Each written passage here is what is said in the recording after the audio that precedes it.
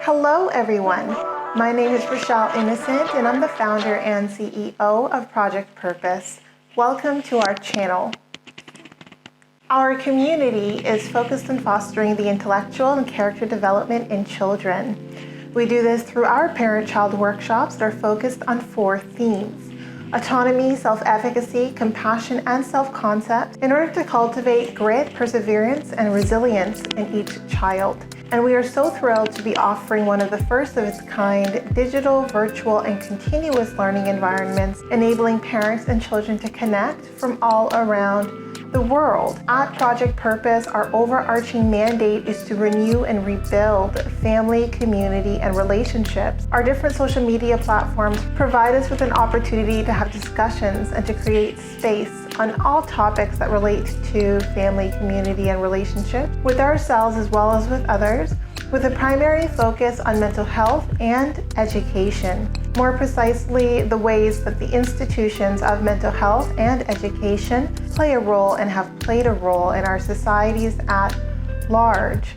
These discussions and debates provide us with an opportunity to think critically about what needs to change within these structures for us to live up to our bold slogan: support, protect, and empower each child through youth-focused development, better known as leadership in juvenescence. We recognize that in valuing our children's leadership potential, this also translates as recreating and co-creating environments, both socially and politically, that will enable our children to thrive. For those of you who are particularly keen on the topic, we also write thought pieces every other Sunday. We actually just dropped a thought piece this past Sunday, so be sure to meander over to the website and check out our online content. Now, if it is the case that you are looking for a listening alternative, well, we're available on 12 different podcast platforms for your listening leisure, and we've provided you with access to the links in the description down below. Now, as is the convention, be sure to subscribe, hit that post notification bell so that you are aware of every time we post. And of course, if you like these conversations and you want to keep them going,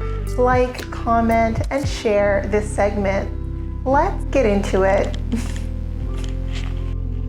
Hello, hello, ladies and gentlemen, and welcome back to another segment here on Project Purpose. For those of you who are new, we cover topics that relate to mental health, mental wellness, and education on a week-by-week basis. And today our topic of discussion is mental wellness. And on the topic of mental wellness today, we're going to be talking about things to help us maintain a high level of mental wellness in the way that we orient in the world around us. And one of the great areas that can have an impact on our mental wellness is indecisiveness. So I wanted to talk a little bit about indecisiveness in today's session because sometimes the dilemma is in making a choice. There is a choice dilemma that many of us deal with on a day-to-day basis, and I am someone who can be a little bit on the indecisive side. It really depends on what it is. For the most part, there are certain things that I'm resolved. I know what I want and I go for it, but there are other things that are a little bit new, a little bit unfamiliar, so the choice isn't necessarily clear.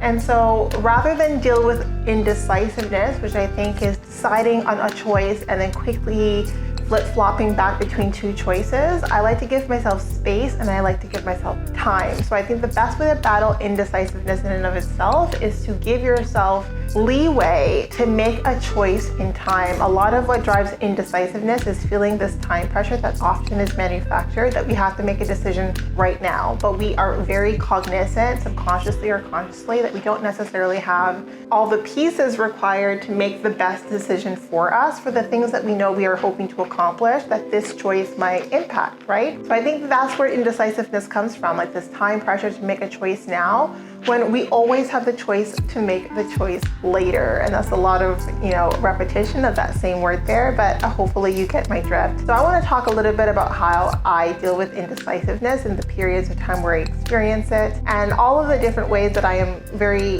caring and very forgiving to myself in the face of the roadway after a choice made when I was really indecisive as to the choice that I should be making. And I think that indecisiveness is a true indicator that we're stepping in unfamiliar terrain, where we're outside of our comfort zone to make that kind of choice, or a choice from that level, or the choice that makes that kind of an impact. So I think that the one thing that is really crucial that I'd like to come across is no choice that comes after a period of indecisiveness for me is a permanent choice. It's a conditional choice because I recognize that I don't have all the appropriate information to make a definitive choice. So I will start on a specific path to collect information as I kind of make traction on that path and then do a check-in. And so that's how I deal with indecisiveness. I'll make an interim choice or an intermediate choice, like a choice that's like a baby step. It's not fully committing. It's like dipping my toe in the water to see if whether or not I want to put my foot in. And then from there, deciding whether or not do I want to put my leg in and my other leg and move on, so on and so forth. And I think that this is the best way that I've been able to manage indecisiveness, by like piecemealing the decision into smaller bite-sized decisions that will also provide me with the opportunity to gain more information to see if this is really the best trajectory for me. And I think that that's really important because a lot of the times, many of us, after a period of indecisiveness, we full throttle. We make a choice, we commit to that choice, despite the fact that we're very keenly aware that we're not quite sure what it is that we're committing to. And so I don't believe that I can commit to something when I'm not fully cognizant of all the parameters of that commitment. So I like to make conditional commitments. It's like, you know what, I'll commit to trying it out, I'll commit to X, Y, and Z, and then so long as the feedback is aligned, if it is not feedback that would otherwise deter me, I'm giving myself full permission, full rights to pivot and to go into a different direction. And I think that a lot of us don't give ourselves that freedom. We don't give ourselves the grace to just, okay, didn't realize this was going to happen. These things are happening, not the choice for me. Because a lot of the times people like to back us into a corner for the choices that we make. And I think that that's also a big factor that plays into indecisiveness, just knowing all the people who have expectations or have hopes and you choosing a specific trajectory, and then sometimes the fear of letting those individuals down. But I think that if you set the tone, if you frame it as, you know what, like I don't really have a full idea as to what it is that I'm embarking on, but I'm happy to make a conditional choice here. And so long as things go X, Y, and Z, then I'm happy to continue on this trajectory. But frankly speaking, I'm not in a position to fully commit definitively to the objective that you're looking for, to the outcome, to the timeline, fill in the blank, because I don't have the information required to feel confident in making that kind of definitive choice. So I think the best way of managing indecisiveness is to really demarcate between conditional choices and definitive choices and be clear with that in the language that you use, that, you know what, until you have a better sense as to how to navigate, until you have a stronger footing, then you're gonna make conditional choices. And if the terrain becomes hostile, you're giving yourself full right to back out of it without fear of reprisal. And I think that that's also so important. I think a lot of what plays into our indecisiveness is our inner critic giving us a sense as to how the people around us are going to react or how they're going to engage to the actual trajectory we choose. It's very important that, especially with those life-altering commitments, right? When you're thinking about like major life goals, major life milestones, like other people's voices really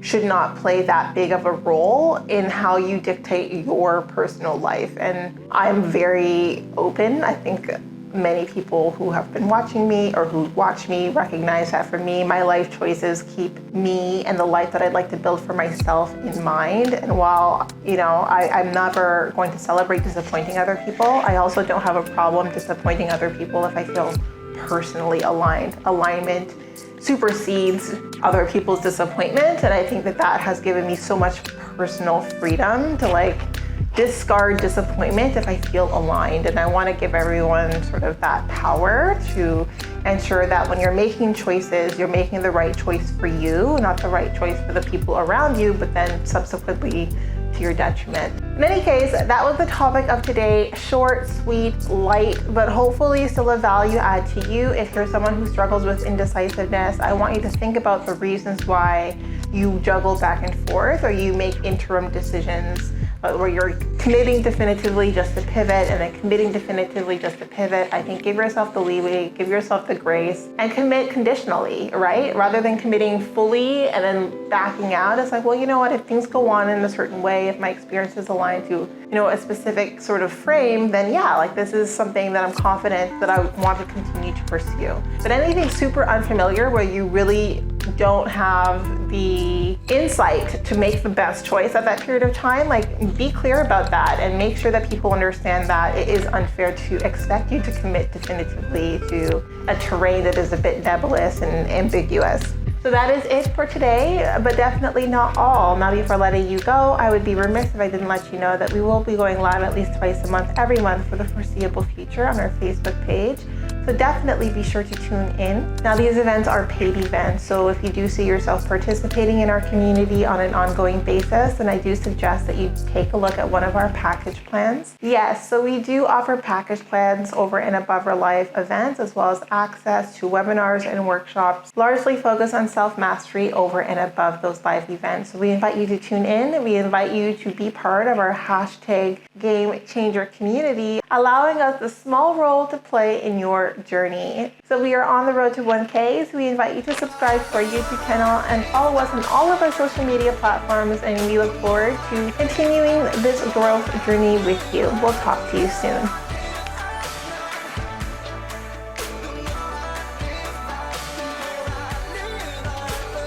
I just feel like no one's listening.